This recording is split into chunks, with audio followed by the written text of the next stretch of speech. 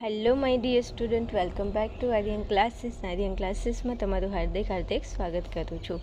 ચલો મારા વાલા વિદ્યાર્થીઓ, આજના વિડીયોની અંદર આપણે વાર્ષિક પરીક્ષા 2025 ધોરણ 11 અને વિષય સમાજશાસ્ત્રનું પેપર સોલ્યુશન જોવાના છીએ.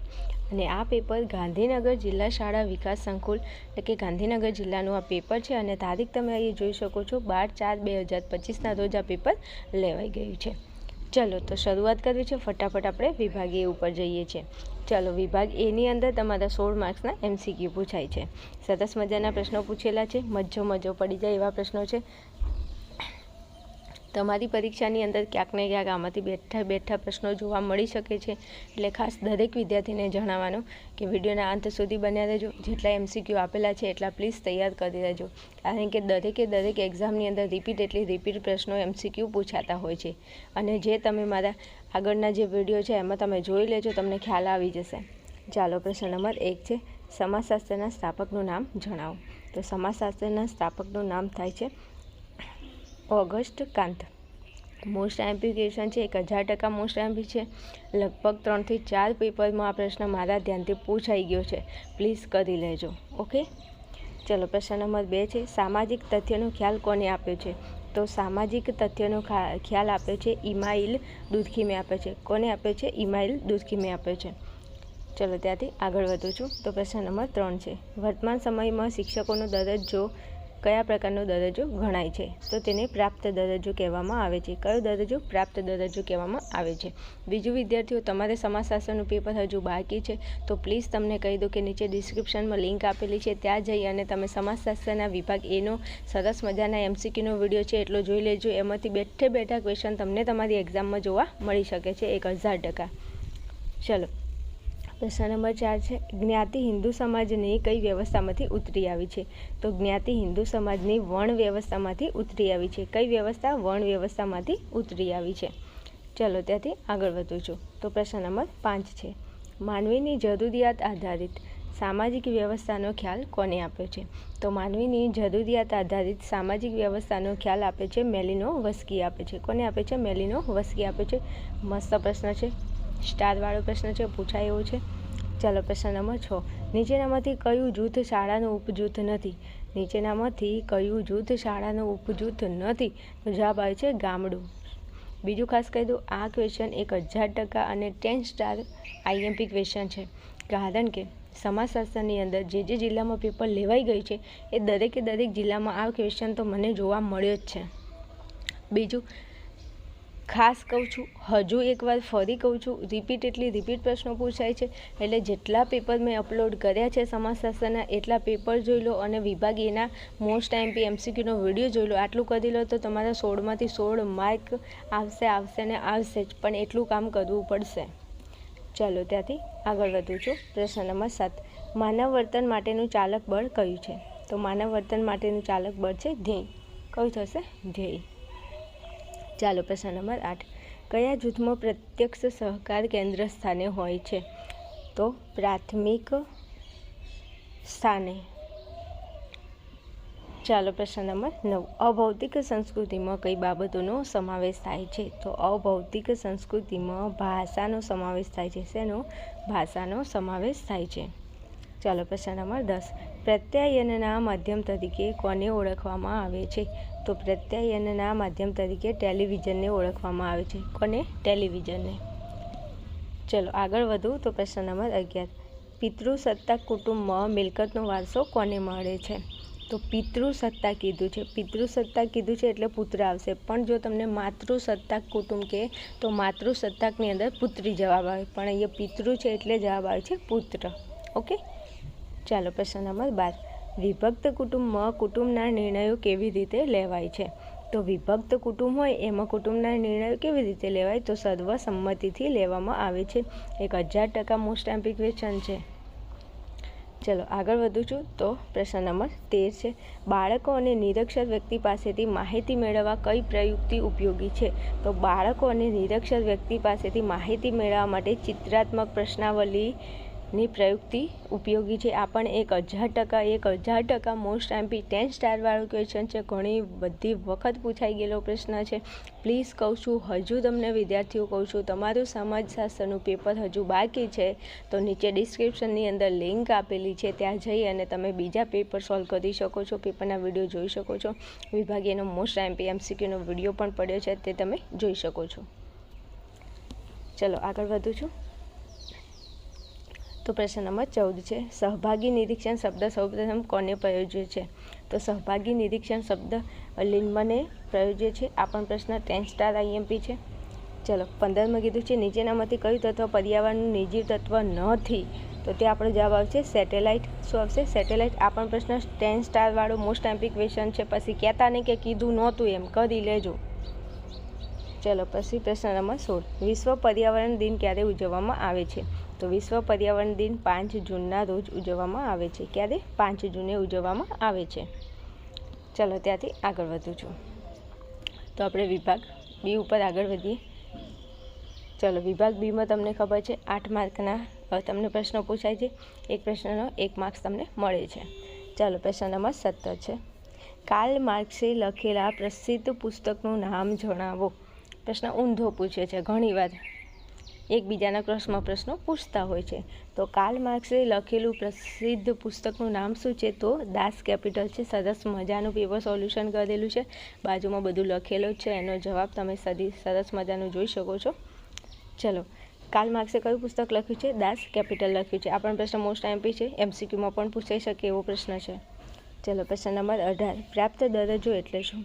શું કીધું છે? પ્રાપ્ત દરજ્જો એટલે શું? તો વ્યક્તિ પોતાના કૌશલ્ય, શિક્ષણ, ઈચ્છા, તાલીમથી જે પ્રાપ્ત કરે તેને દરજ્જો કહે છે. શું કહેવાય છે?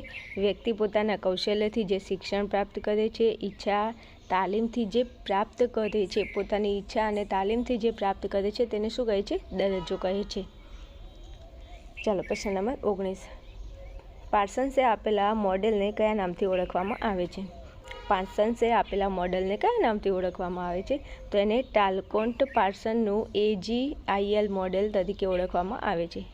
શું કહેવામાં આવે છે? ટાલકોલ્ટનું પાર્સન્સનું AGILનું મોડેલ તરીકે ઓળખવામાં આવે છે. આ પણ 1000% મોસ્ટ એમપી ક્વેશ્ચન છે, MCQમાં પૂછાય અને વિભાગ બીમાં પણ પૂછી લે છે. ચલો આગળ વધું છું. તો પ્રશ્ન નંબર 20 છે, ઊભી ગતિશીલતા એટલે શું? શું કીધું છે? ઊભી ગતિશીલતા એટલે શું? તો જ્યારે વ્યક્તિના સ્થાનમાં ફેરફાર થતાં તેની સત્તામાં વધારો કે ઘટાડો થાય તેવી ગતિશીલતાને ઊભી ગતિશીલતા કહે છે. શું કીધું છે? વ્યક્તિના સ્થાનમાં ફેરફાર થાય અથવા તો તેની સત્તામાં વધારો કે ઘટાડો થાય તેવી ગતિશીલતાને ઊભી ગતિશીલતા કહે છે.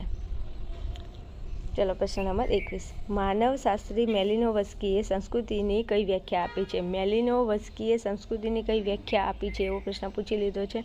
તો વ્યક્તિને વારસામાં મળેલા ઓજારો, સાધનો, યંત્રો, ટેકનિક પ્રક્રિયાઓ, મૂલ્યો અને ટેવોનો સંકુલ એટલે સંસ્કૃતિ.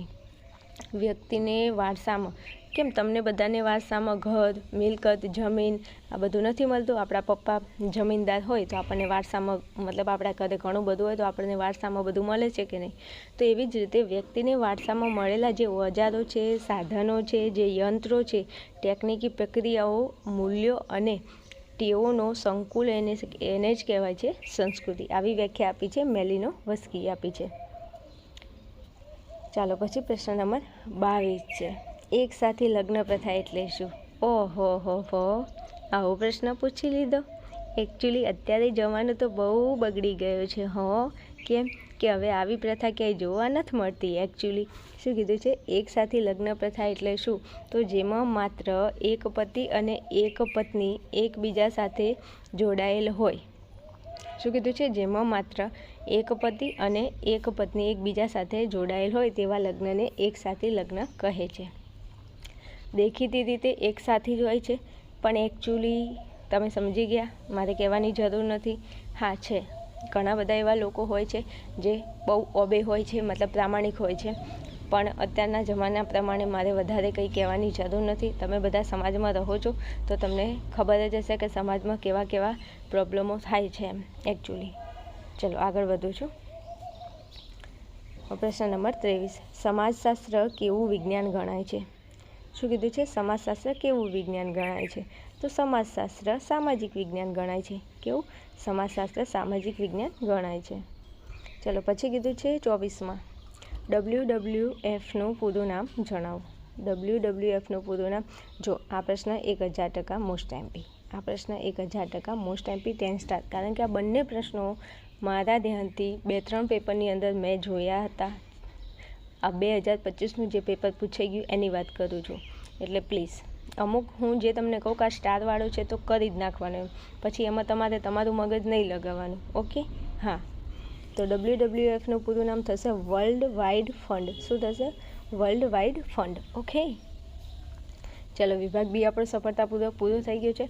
હવે વિભાગ સી પણ હું તમને બતાવી દઉં છું. ઓકે, ચલો હવે તમે અહીં જોઈ શકો છો, અહીંયા આપણો વિભાગ સી છે. થોડું ઝૂમ ઓછું કરું છું, તમને દેખાય. ચલો વિભાગ સી છે. વિભાગ સી તમારો 20 ગુણનો છે. પ્રત્યેકના તમને 2 ગુણ મળે છે. તો પ્રશ્ન નંબર 25 છે, અહીં તમે જોઈ શકો છો. જે પ્રશ્નનો જવાબ લખ્યો છે હું તમને થોડું સમજાવી દઉં. પ્રશ્ન નંબર 26 છે, સમાજશાસ્ત્રની વિવિધ શાખાઓ જણાવો. તો સમાજશાસ્ત્રની વિવિધ શાખાઓ અહીંયા આપેલી છે, તમે જોઈ શકો છો. એક તો સ્ત્રીનું સમાજશાસ્ત્ર, પુરુષનું સમાજશાસ્ત્ર, શૈક્ષણિક સમાજશાસ્ત્ર, પ્રજનનનું સમાજશાસ્ત્ર, ગ્રામીણ સમાજશાસ્ત્ર અને શહેરી સમાજશાસ્ત્ર. ઓકે, પછી અહીંયા ઔદ્યોગિક સમાજશાસ્ત્ર. ચાલો પછી ત્યાંથી આગળ જાઉં છું. તો તમને અહીંયા સરસ મજાનો પ્રશ્ન આપેલો છે 30માં. AGIL મોડેલમાં પાર્સન્સે સામાજિક રચનાતંત્રને કઈ 4 કાર્યાત્મક જરૂરિયાત દર્શાવી છે? કઈ જરૂરિયાત પાર્સન્સે દર્શાવી છે? તો એક છે અનુકૂલન, એક છે ધ્યેય પ્રાપ્તિ, એક છે સુગ્રંથન અને 4 નંબરમાં કીધું છે રચનાની જાળવા તથા તંગદિલી નિવારણ. તો આ જે 4 છે એ કાર્યાત્મક જરૂરિયાત દર્શાવી છે. ચલો પછી ત્યાંથી આગળ વધું છું. તો અહીંયા તમે પ્રશ્ન જોઈ શકો છો 33માં, સંસ્કૃતિના લક્ષણો જણાવો.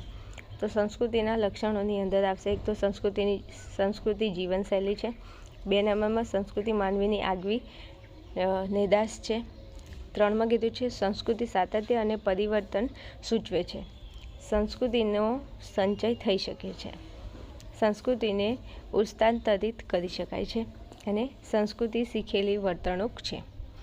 તો આ જે 6 છે એ સંસ્કૃતિના લક્ષણો છે. ઓકે, ચાલો ત્યાંથી અહીંયા તમે પ્રશ્નો બીજા જોઈ શકો છો. પ્રશ્ન પ્લીઝ થોડા ટેલી તમે કરી લેજો.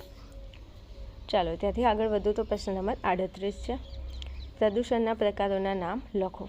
તો પ્રદૂષણના પ્રકારોમાં એક તો હવાનું પ્રદૂષણ, જળનું પ્રદૂષણ, જમીનનું પ્રદૂષણ, કિરણોત્સર્ગી અને ધ્વનિ ઘોંઘાટનું પ્રદૂષણ એ પ્રદૂષણના પ્રકારો છે. આ તો સરસ મજાનો સહેલો પ્રશ્ન છે, આવડે એવો છે. ચાલો આગળ વધો.